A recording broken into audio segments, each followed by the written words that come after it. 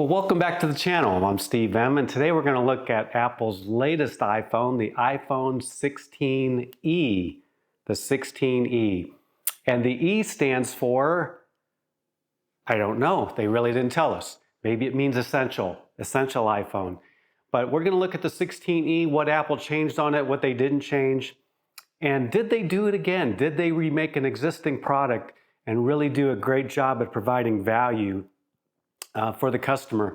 Now, Apple's done this before with the M1 MacBook when they came out with that in 2021. They've done it with the M4 Mac Mini. By the way, you can watch that video that I did on the M1 Mac Mini. And now they've come out and changed the iPhone SE into the iPhone 16e. And this is their lowest cost iPhone, so we're going to talk about the price. I'm going to talk about 5 pluses that I see with this phone, which is very similar to an iPhone 16. And I'm going to talk about 5 drawbacks that you should know before you buy this phone so you know what you're getting into. So hopefully by the time you end this video, you're going to have a good idea whether you want an iPhone 16e or whether you want to go with a regular iPhone or maybe even the iPhone 16 Pro. So let's get going. Let's start looking at the features of this phone. I also have to mention that this phone feels really lightweight in the hand. It feels easy to grip and hold, and it's well balanced. Seems to be better balanced than my iPhone 12 was. This could be to the reduction of the lenses or the MagSafe equipment in it, but it's really nice to hold and it's easy to work with. So one of the first things you're going to notice about the E is it looks a lot like the regular iPhone 16. In fact, from the front, if you're just looking at it from the front, they're hard to tell apart because they share a lot of components, and the screen is one of them. It's very similar, it's the same size, it's made of the same components. The only thing it doesn't have the camera control here on the bottom right side. You'll notice that on the front. And the other thing you're going to notice is, particularly on the back, it only has one lens, where the iPhone 16 has 2 lenses. And we're going to talk about this in a second. That's one of the drawbacks of the 16e, is that it only has one lens on it. But it has a nice matte finish on the back. It only comes in black and white. But other than that, you're going to think you're looking at an iPhone 16 when you're looking at this phone. Okay, so 5 pluses with this phone in no particular order. And the first one is the performance. The 16e has the same chip as the other iPhone 16s, which is the A18, which means it can use all the Apple Intelligence features. Now, it does have one less GPU than the 16 and the 16 Pro, but I don't think that's a big deal. It seems to do very well in my testing. The second thing is it has excellent speakers. I've noticed a marked improvement from the iPhone 12 and even the iPhone 14.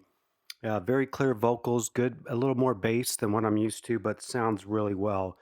The third plus is that it has excellent battery life. This thing actually has a little bit of bigger battery than your regular iPhone 16. And the fact that Apple included their new C1 modem in this phone, which is reported to be very, very efficient with battery use. That's helping it get substantial battery life, and it does excellent there. The fourth plus is that it uses USB-C, which the world is moving to now. And so if you have other devices with USB-C, you only need one brick, and you can plug everything into it. And the last plus is this unit costs 25% less than the next iPhone 16. That is a significance. It's $599 compared to $799. I think that provides really good value. Now, some criticized this when it first came out because it was $130 more than the old iPhone SE. But I think when you look at all you're getting with this phone, I think it's well worth it, and I think it's a value. So one of the drawbacks you're going to find on the E, and one of the compromises Apple had to make to give you $200 off the regular price, was there's only one lens on the phone. They call it a 48 megapixel fusion lens. And the regular iPhone also has this lens, maybe a little higher end components, but the regular iPhone also has the wide angle lens. The 16e does not have the wide angle lens. And that's one of the compromises they had to make with this. Now, all other components of the lens are mainly the same. It's 48 megapixel, takes great pictures, it takes great videos. It has almost the same functions as a regular 16, but one of the drawbacks is it does not have the wide angle lens. And of course, if you get the Pro model of the 16, you get the telephoto lens, which this also doesn't have. The 16e, as I said before, does not have the wide angle lens. And so just to show you what that looks like, on the left is a picture taken with a wide angle lens on an iPhone. And on the right is the picture taken from the same distance with a 16E. And as you can see, the one on the left has a wider view. You see more rocks, and you can get a little closer with that than you can with the 16E.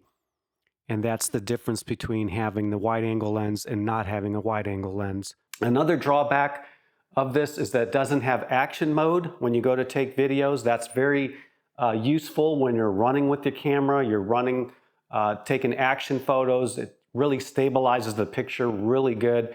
This does not have action mode. It does not have cinematic mode either. And cinematic mode is basically a portrait mode for video where it focuses on one person and defocuses on another as you move the camera back and forth. I don't use it that much. We have an iPhone 14. I've tried it. It works great, but we don't use it that much. So those are some compromises on the camera that you're going to have to make if you get the iPhone 16e. The third drawback to the e phone is it does not support MagSafe charging. If you have a MagSafe charger, which charges at 15 watts, and they magnetically attach to the back of your phone, the E does not support that. That's another compromise that Apple had to make. But there's really a simple workaround. Just get a case with the MagSafe on it, and your problem's solved for $10. And I'll link to this in the description below where you can get one of these if you're looking for one. Okay, the fourth drawback is it does not have an ultra wideband chip for precision finding of the phone. Whether you care about that or not, it doesn't matter to me. And the fifth one is it only comes in two colors. It comes in black and it comes in white. They look awesome. They've done a great job with these colors, but you are limited back to the early days of the iPhone where you get it in black and white, and that's pretty much it. So after seeing the features, after seeing how it compares with a regular iPhone, it comes down to what type of iPhone you want. This has some compromises on it, and they had to make them for the price. It's still $200 cheaper than the regular iPhone 16. But if photos are really important to you, if that wide angle lens is really important to you, and that's really something you got to have, then I'd suggest you go to the iPhone 16. If you're like me, I like good photos. I don't care to take telephoto lenses. I've got professional cameras for that. And I don't use the wide angle lens that much. This one's fine for me. It takes great pictures. I don't need 3 lenses on it. I don't really need 2 lenses on it. So it's all what you want. But all in all, from my experience, I like this phone. I like the cheaper price. It has everything the 16 has, but a couple items. And to me, it's worth the $200 savings, the 25% off. And as fast as they're coming out with iPhones now every year, these are only going to get better with time, these E-series phones. And so I hope this helped you make a decision on which iPhone you might want to get. And if you like this video, please hit the like button. Please subscribe. We appreciate you being here, and I'll see you on the next video. Take care.